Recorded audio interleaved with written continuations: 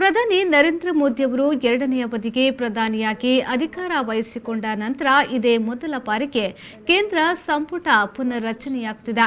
43 ಮಂದಿ ಕೇಂದ್ರದ ನೂತನ ಸಚಿವರಾಗಿ ಪ್ರಮಾಣ ವಚನ ಸ್ವೀಕರಿಸಿದ್ದಾರೆ. ಮಹಾರಾಷ್ಟ್ರದ ಮಾಜಿ ಮುಖ್ಯಮಂತ್ರಿ, ರಾಜ್ಯಸಭಾ ಸದಸ್ಯರಾದ ನಾರಾಯಣ ರಾಣೆ, ಅಸ್ಸಾಂನ ಮಾಜಿ ಸಿಎಂ ಸರ್ಬಾನಂದ ಸೋನೋವಾಲ್, ಮಧ್ಯಪ್ರದೇಶದ ಡಾಕ್ಟರ್ ವೀರೇಂದ್ರ ಕುಮಾರ್ ಸಚಿವರಾಗಿ ಪ್ರಮಾಣ ವಚನ ಸ್ವೀಕರಿಸಿದ ಮೊದಲಿಗರಾಗಿದ್ದಾರೆ. ಬಿಜೆಪಿಯ ರಾಜ್ಯಸಭಾ ಸದಸ್ಯ ಜ್ಯೋತಿರಾದಿತ್ಯ ಸಿಂಧಿಯಾ, ಜೆಡಿಯುನ ರಾಮಚಂದ್ರ ಪ್ರಸಾದ್ ಸಿಂಗ್, ಒಡಿಶಾದ ಅಶ್ವಿನಿ ವೈಷ್ಣವ್, ಕರ್ನಾಟಕದ ಶೋಭಾ ಕರಂದ್ಲಾಜೆ, ರಾಜೀವ್ ಚಂದ್ರಶೇಖರ್ ಸಚಿವರಾಗಿ ಪ್ರಮಾಣ ವಚನವನ್ನು ಸ್ವೀಕರಿಸಿದರು. ಕಿರಣ್ ರಿಜಿಜು, ಅನುರಾಗ್ ಠಾಕೂರ್, ಕಿಶನ್ ರೆಡ್ಡಿ ಹಾಗೂ ಆರ್.ಕೆ. ಸಿಂಗ್ ಕ್ಯಾಬಿನೆಟ್ ಸಚಿವರಾಗಿ ಪ್ರಮಾಣ ವಚನ ಸ್ವೀಕರಿಸಿದರು. ರಾಷ್ಟ್ರಪತಿ ರಾಮನಾಥ್ ಕೋವಿಂದ್ ಅವರು ನೂತನ ಸಚಿವರಿಗೆ ಪ್ರತಿಜ್ಞಾ ವಿಧಿಯನ್ನು ಬೋಧಿಸಿದರು.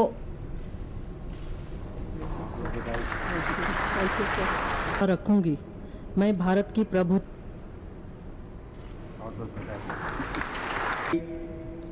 आनेकल अब्बಯ್ಯ नारायण स्वामी डू सोल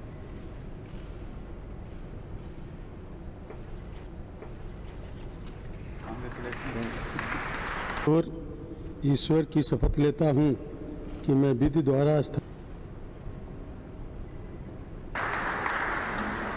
अजय भट्ट ईश्वर की शपथ लेता हूं